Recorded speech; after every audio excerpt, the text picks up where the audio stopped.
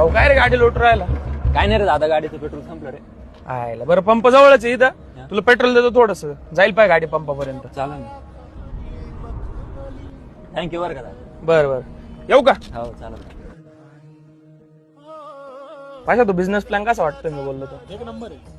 दादा ऐक नाही, हेल्प लागत होती रे. काय रे? अरे नेमकी पप्पांची तब्येत बिघडली, मला 8,000 रुपयाची गरज होती. ठीक आहे ना मग, पण माझ्याकडे एवढी कॅश नाही, तुला ऑनलाईन चालतील का? हा ऑनलाईन थँक्यू बरं का दादा, देतो मी महिन्याभरात. हा ठीक आहे, तुझ्याकडे येतील तेव्हा दे.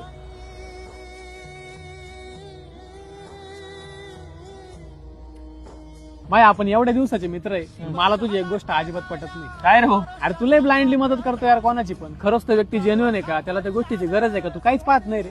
अरे थोडा तरी स्वतःचा विचार करत जाय भाव, कोणी कोणाचं नाही या जगामध्ये. अच्छा तुला एक गोष्ट सांगू का, जेव्हा माझ्याकडे कोणी मागायला येतं ना, मी ना देवाचे आभार मानतो की देवानी मला देणार बनवलंय, मागणार नाही.